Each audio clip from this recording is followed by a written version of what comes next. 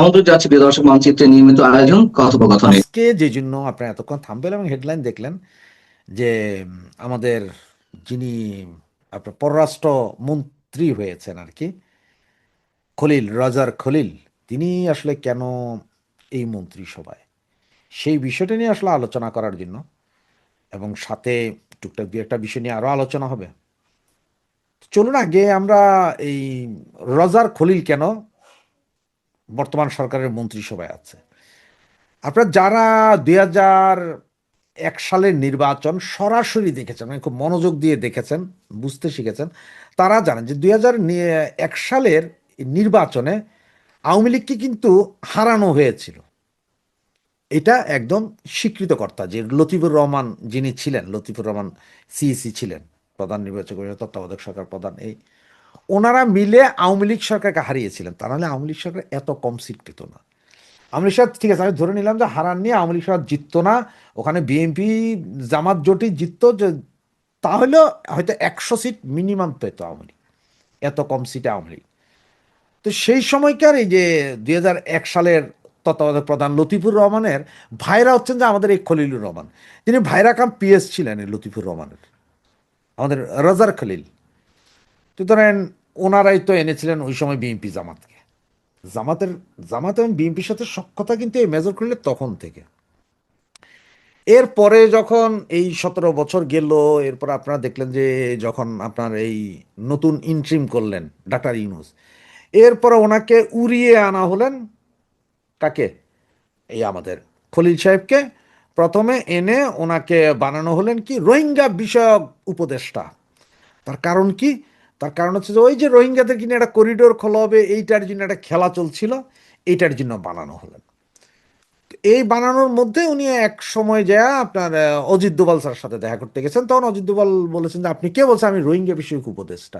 বলতে আপনি রোহিঙ্গা বিষয়ক উপদেষ্টা, আমার তো আপনার সাথে কথা বলার দরকার নেই, আমি ন্যাশনাল, আপনি যদি কথা বলতে হয় আমার সাথে, যারা কথা বলে, আমি কথা বলতে চাই যে রাষ্ট্রীয় একজন কর্মকর্তা যিনি পুরো রাষ্ট্রের আপনার ইয়ের কি বলে সিকিউরিটি, ন্যাশনাল সিকিউরিটি অ্যাডভাইজার যারা, তাদের সাথে, আমি নিজে একজন ন্যাশনাল সিকিউরিটি অ্যাডভাইজার, আমি আপনার রোহিঙ্গা বিষয়ক উপদেষ্টা নাকি রোহিঙ্গা বিষয়ক উপদেষ্টা আপনার সাথে কথা বলার। চরম বেজ্জুতির পরে উনি দেশে ফিরে আসেন। ফিরে এসে পরে ওনাকে আবার সেই ন্যাশনাল উপদেষ্টায় বানানো হয়, পদ ক্রিয়েট করে। এই পদ আমাদের বাংলাদেশে ছিল না। এরপরে আপনাদের নির্ঘাত মনে আছে যখন বিএনপি প্রধান তারেক জিয়া ডিসেম্বরের ভিতর নির্বাচন চাইলেন, সারা দেশ টালমাটাল, হায় হায় হায় হায় হায়, ডিসেম্বরের ভিতর নির্বাচন মানে তো কঠিন জিনিস। তো এই অবস্থায় তারেক জিয়াকে সামাল দেওয়ার জন্য এই আমাদের ন্যাশনাল সিকিউরিটি অ্যাডভাইজার আমাদের খলিল সাহেব, উনি সরাসরি ডাক্তার ইউনূস সহ বাকি যারা আছেন সবাইকে উড়িয়ে নিয়ে আসলেন কোথায়, আপনার লন্ডনে। এইখানে এনে তারেকের সাথে দেখা টাকা করিয়েছেন। এক প্রকার আপনার, যদিও সম্মান দেখিয়ে তারেক ওনার ওখানে গিয়েছে, কিন্তু এক প্রকার এরকম যে তারেকের কাছে, তারেক তুমি আমার আব্বা, প্লিজ আমাকে বাঁচাও, ইনুসের কথা হতো যে আমি তুমি এভাবে করিও না, আমি নির্বাচন দিয়া দিব রে বাবা, আমেরিকার এই ঘটনা সব বুঝাইয়া টুজাইয়া দিয়া নির্বাচনে তুমি আসবা বাবা, এগুলো বইলে টইলে গেলেন। এরপর আপনি দেখেন যে এই যে যতগুলো দেশের অ্যাম্বাসেডার বাংলাদেশে নিযুক্ত, আমেরিকান, তার ব্রিটিশ, অমুক তমুক সব অ্যাম্বাসেডাররা কিন্তু আইসা সরাসরি এসে তারেকের সাথে দেখা করে যান। সেগুলো কিন্তু এই ইয়ের কাজ, কার, খলিলের কাজ, খলিলুর রহমানের কাজ। মানে পুরো পৃথিবীর যত কূটনীতিক আছে এদেরকে গোলায়া আইনা তারেকের সাথে বৈঠক করাচ্ছেন সব খলিল। তো এত কিছু যে লোকটা করছে, সেই লোকটার প্রতি তো কৃতজ্ঞতা তো থাকবে না, ও তো আর সীমারের বাচ্চা না, তারেক তো আর সীমার না বা পশুর সন্তান তো না, সুতরাং তার তো একটা সিম্পেথি বা এক্সপেক্টেন্স থাকবে। আর কেন জানি মনে হচ্ছে সেই এক্সপেক্টেন্স এবং সেই সিম্পেথির কারণে যে আপনি এত বছর পরে আমাকে ক্ষমতায় এনে দিয়েছেন, এর উপহার হিসাবে খলিলকে এটা দিতে পারে। এবং খলিলের সাথে যেহেতু ইন্টারন্যাশনালি 18 মাসে ব্যাপক একটা কানেকশন আছে, সেই জন্য আপনার উনি দিতে পারেন। এবং দ্বিতীয় হচ্ছে আমাদের পার্শ্ববর্তী রাষ্ট্র যেহেতু ভারত, এবং বিএনপির অনেক বড় বড় সিনিয়র টপমোস্ট নেতা আছেন, যেমন আপনার এই সালাউদ্দিন সাহেব আছেন, আমির খসরু আছেন, ওনারা যে হয়তো আপনার নরেন্দ্র মোদী থেকে শুরু করে অমুক তমুক সবার সাথে কথা বলতে পারবেন, ওনাদের এই ক্যাপাসিটি আছে। যে কোনো বড় বড় হাই পলিটিক্যাল ফিগারের সাথে কথা বলতে পারবেন, কিন্তু ওনারা কেউ ওই ক্যাপাসিটি নেই যে অজিত দোভালের সাথে কথা বলতে পারবেন। এখন আপনারা বলতে পারেন ভাই অজিত দোভালের সাথে কেন নয়? কারণ অজিত দোভাল তো ভাই ইয়ে না, রাজনীতিবিদ না, উনি টেকনোক্রেট, উনি রাজনীতিবিদ না, উনি ন্যাশনাল সিকিউরিটি অ্যাডভাইজার। উনি একমাত্র ব্যক্তি যে উনি জিও পলিটিক্স, ন্যাশনাল সিকিউরিটি এগুলোর উপরে উনি স্পেশালিস্ট, এইটা নিয়ে উনি কাজ করেন। উনি সরাসরি নরেন্দ্র মোদীর কানে যাইয়া বলতে পারেন। উনি কোনো রাজনীতিবিদ না, উনি কোনো রাজনীতি ঘরানা থেকে আসেন নাই। এটা যদি কেউ মনে করেন যে উনি নরেন্দ্র মোদীর রাজনীতি করেন, না না না না, উনি একদম পুরোপুরি আলাদা। সুতরাং ওনার মতন একজন লোককে এই খলিল বুঝাইয়া শুনাইয়া নরেন্দ্র মোদীর সাথে ইউনূসের মিটিং করে ফেলছে। সুতরাং তারেক জিয়া হয়তো সেটাও চিন্তা করছে যে এই লোককে দিয়া হয়তো আমরা একটা কাজ করাইতে পারবো, যেহেতু সীমান্তে এখন চরম সমস্যা ইন্ডিয়ার সাথে, তো পুরা যায় অবস্থা, এগুলো থেকে হয়তো ঘুরে আনতে পারবো। এইসব বিষয় চিন্তা করে হয়তো খলিলকে রেখেছেন। আর অনেকেই এখন বলছেন যে ভাই দেখেন এই এরা কখন নিষেধাজ্ঞা তুলবে আওয়ামী লীগের উপর থেকে, আওয়ামী লীগ রাজনীতি ফিরে। তো আমি বলবো কি জানেন, আওয়ামী লীগ নেতা কর্মী আপনার যারা আছেন তাদের যদি আপনাদের যদি সামান্যতম লজ্জাবোধ থাকে, তাহলে আপনাদের শক্তি প্রদর্শন করে নিষেধাজ্ঞা প্রত্যাহার নয় শুধু, আর নিষেধাজ্ঞা থাকার না থাকা আপনাদের রাস্তায় নামা উচিত।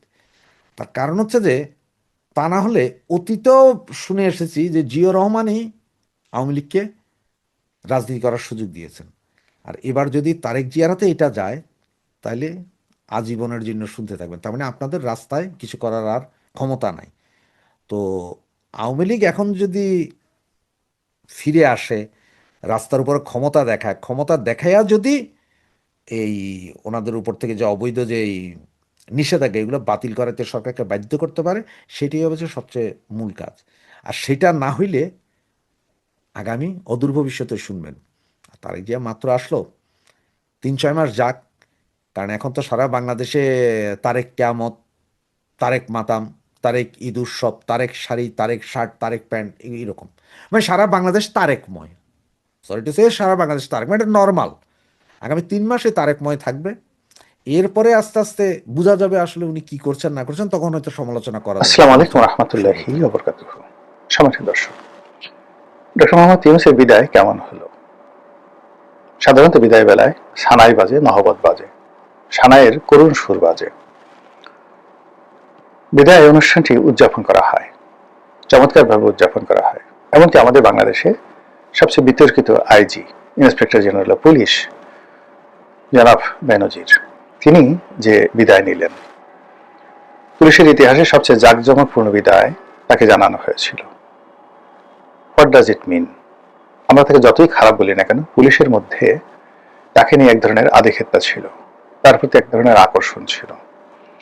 সেই আকর্ষণ থেকেই পুলিশ তাকে বিদায় দিয়েছে। যে সময় তিনি বিদায় লাভ করলেন, তখন শেখ হাসিনার সঙ্গে তার সম্পর্ক ভালো ছিল না। পুলিশের লোক এটা খুব ভালো করে জানতেন। তিনি যে স্বরাষ্ট্রমন্ত্রী হবেন না, শেখ হাসিনার কাছাকাছি যাবেন না, এটাও পুলিশের লোক জানত।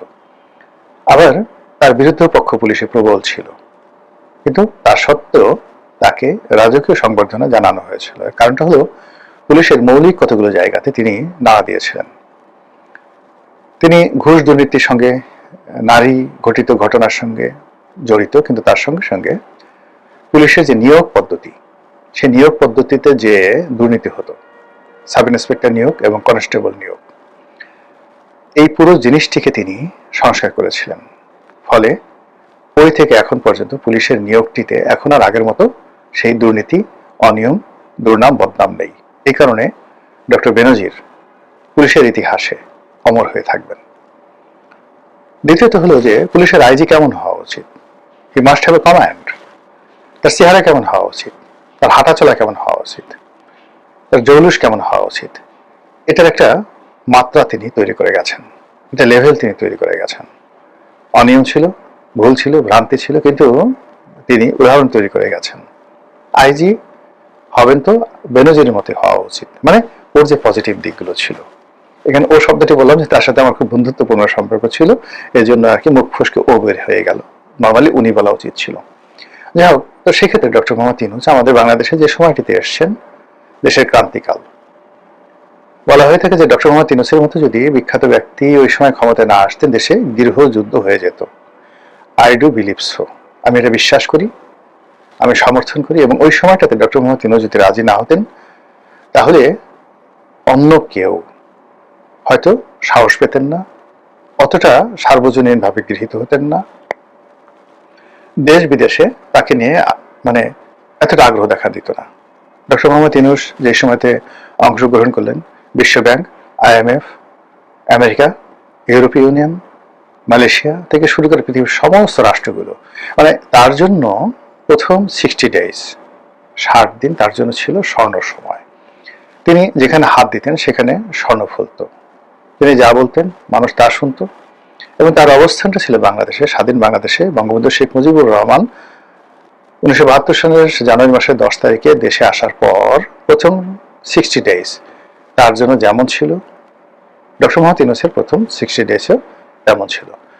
বঙ্গবন্ধু জাতির পিতা হয়েছিলেন, আর ডক্টর মোহাম্মদ ইউনূস যদি বুদ্ধি করতেন, তিনি জাতির পিতা না হলেও জনগণের পিতা হতে পারতেন। জনগণ তাকে বাপু হিসেবে ডাকতো, যেটা মহাত্মা গান্ধীকে ডাকে ভারতীয়দের বাপু, বাংলাদেশিদের বাপু।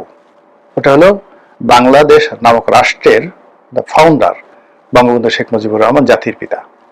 আর উনি হয়ে যেতেন ভারতীয়দের বাপুর মতো করে বাংলাদেশিদের বাপু, বাংলাদেশিদের বাজান, যদি উনি সফল হতেন।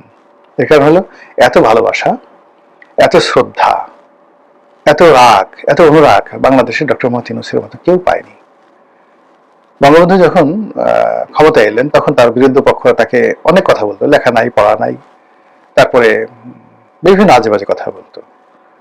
কিন্তু ডক্টর মোহাম্মদ ইউনূস, সবাই, আমরা অল্প কয়েকজন লোক তাকে ইউনূস ভাই, মানে ওনার সম্মানটা এমন পর্যায়ে আমি 1 to 1 তাকে ইউনূস ভাই বলি। কিন্তু যখন লোকজনের সামনে দেখা হতো আমি তাকে স্যার ডাকতাম, স্যার আসসালামু আলাইকুম, কেমন আছেন? এই সম্মানটা তিনি অর্জন করেছিলেন। আর এই সম্মানের সঙ্গে সঙ্গে সারা বাংলাদেশের কেবলমাত্র আওয়ামী লীগের কিছু অংশ মানুষ তাকে সুদখোর বলতো, সুদী ইউনূস বলতো। একটা সময় হুজুরদের একটা অংশ তাকে সুদখোর বলতো। এর বাইরে সব মানুষ তাকে ডাকতেন স্যার। 18 কোটি মানুষ একসঙ্গে, 18 কোটি মানুষের মধ্যে ধরেন 4-5 লোক, এরকম 4-5 লাখ লোক উল্টা উল্টা বলতো, আর বাকি সবাই ডক্টর মোহাম্মদ ইউনূস, ইউনূস স্যার। এইরকম সম্মান মর্যাদা শত বছরে কোনো ব্যক্তি অন্য কোনো দেশে পেয়েছেন আমার জানা নাই। হয়তো নেলসন ম্যান্ডেলা দুনিয়াব্যাপী পেয়েছেন, কিন্তু তার দেশের জনগণ তো আমাদের চেয়ে বেশি নয়। তো ডক্টর মোহাম্মদ ইউনূসের প্রথম 60 days এরকম ছিল। তার উত্থানটি, তার আগমনটি ছিল, মানুষ কি বলবো, আল্লাহর কাছে দোয়া করেছে, চোখের পানি ফেলেছে যে আল্লাহ তুমি আমাদেরকে একজন ইউনূস দিয়েছো। আমি নিজে কি বলবো পাগলের মতো হয়ে গেছে। আমি ওনার কাছে, মানে ওনার সাথে আমার এত ভালো সম্পর্ক ছিল, আমি ওনাকে কোনোদিন একটা টেলিফোন করিনি, ওনার অফিসের ধারের কাছে যাইনি, ওনার বাসার দিকে তাকাইনি, কিন্তু আমি প্রথম 60 days তার জন্য দোয়া করেছি এবং সবাইকে বলেছে যে না, উনি আসছেন, আমাদের দেশ যাতে রক্ষা হয়েছে। কিন্তু কি এমন কর্ম করলেন, কি এমন কর্ম করলেন, কি এমন চিন্তা করলেন, যার কারণে তার এই বরকতগুলো উঠে গেল। আমরা মোরালে সবাই পাপী, পাপ করি না, অন্যায় করি না, জুলুম করি না, আমাদের মধ্যে এমন লোক নেই বললে চলে। তো পাপের ফল হয়। এই সমাজে যদি আল্লাহ ক্ষণে ক্ষণে পাপের, যাকে বলেন, শাস্তি দিত, তাহলে জীবনে কেউ মন্ত্রী হতে পারতো না, MP হতে পারতো না, প্রধানমন্ত্রী হতে পারতো না, কেউ মানে মসজিদের ইমাম হতে পারতো না। আল্লাহর গজব নাজিল হইতো, ঠাড়া পড়ে যেত সবার উপরে।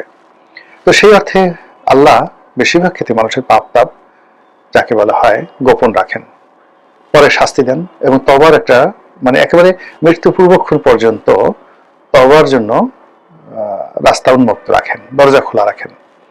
তারপর তিনি যদি মরে যান, মরে যাওয়ার পরে আল্লাহই দয়া করে তার আওতাত তৈরি করে দেন, বংশধর তৈরি করে দেন, সুবর্ণোদ্যায় তৈরি করে দেন। তারা তার দোয়া করে, আর এতে তার সগীরা গুনাহ সমূহ মাফ হয়ে যায় কর্মের কারণে। কিন্তু মানুষ যখন দুষ্ট চিন্তা করে, বদমাইশি চিন্তা করে, এটা মানে মানুষের রিজিক নষ্ট করে ফেলে, সম্মান নষ্ট করে ফেলে। ধরুন আপনি যদি কষ্ট করে একটা ডাকাতি করেন, ব্যাংক লুট করেন, এটা হয়তো আপনি, যাকে বলা হয়, একবার করলেন, খুব ঝুঁকি হলো, ধরা পড়লে প্রচন্ড মার খেলেন, জীবনে একবার বা দুবার। আপনি যদি ধর্ষণ করেন, একবার বা দুবার, একজন হয়তো 100 বার করেছে জীবনে, এরকম ধরেন 100 বার সারা জীবনে সে করেছে। ডাকাতি করেন, রাহাজানি করেন, মানে যে কোনো অন্যায় কর্ম তার একটা লিমিট আছে। জেনা করেন, ব্যভিচার করেন, আপনার শারীরিক একটা শক্তি আছে, কিন্তু আপনি মন দিয়ে যদি, চোখ দিয়ে, ইন্দ্রিয় দিয়ে যদি আপনি ধর্ষণ করেন, আপনি ডেইলি 1000 ধর্ষণ করতে পারবেন। সারা দুনিয়ার কবর থেকে মহিলাদেরকে, কবর থেকে ক্লিওপেট্রাকে তুলে এনে সামনে বানিয়ে আপনি ধর্ষণ করে ফেলতে পারবেন। ম্যারিলিন মনরো থেকে শুরু করে মধুবালা থেকে শুরু করে মীনা কুমারী, আমাদের বাংলাদেশে যারা বিখ্যাত বিখ্যাত সুন্দরী ছিলেন, আপনি সবাইকে ধর্ষণ করতে পারবেন মনে মনে।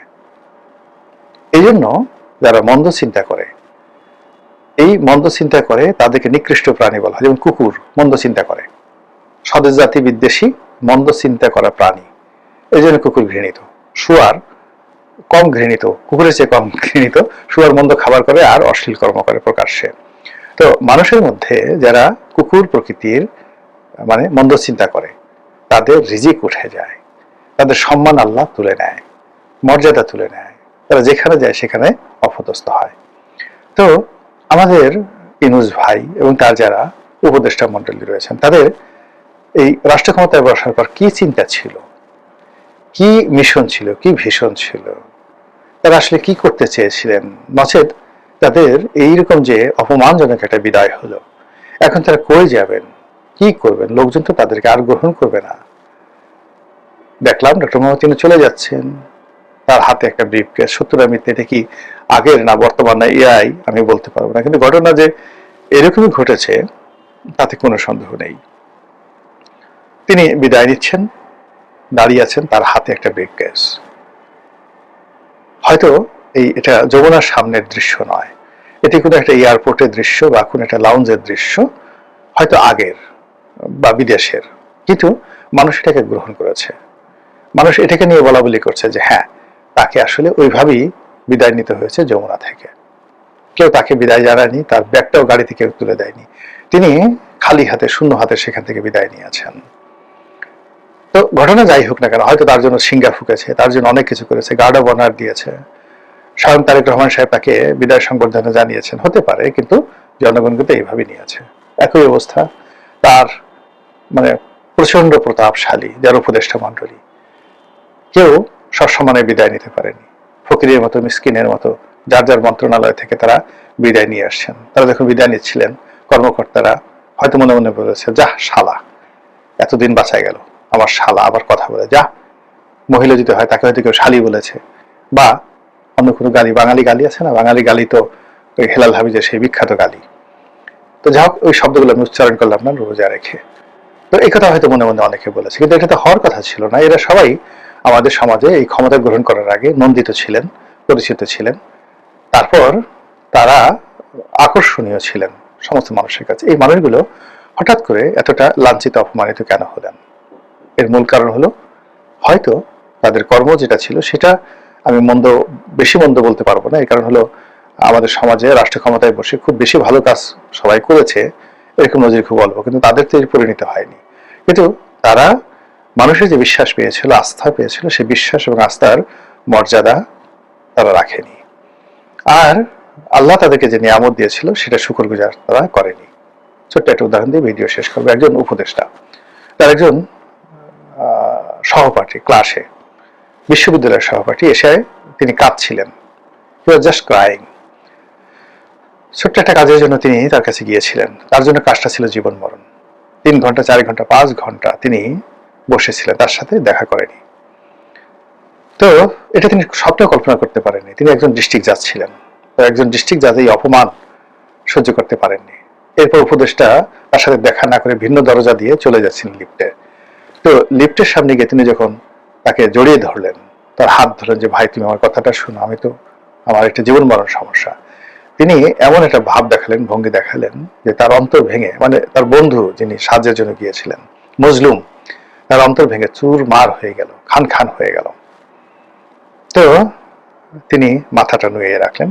আর উপদেষ্টা জেলে, সেই উপদেষ্টা যদি ভবিষ্যতে জেলে যান, আমি যাকে বলা হয় আশ্চর্য কিছু হবো না, এই জন্য মুখ দিয়ে জেল বের হয়ে গেল। সেই উপদেষ্টা লিফটে উঠে গেলেন।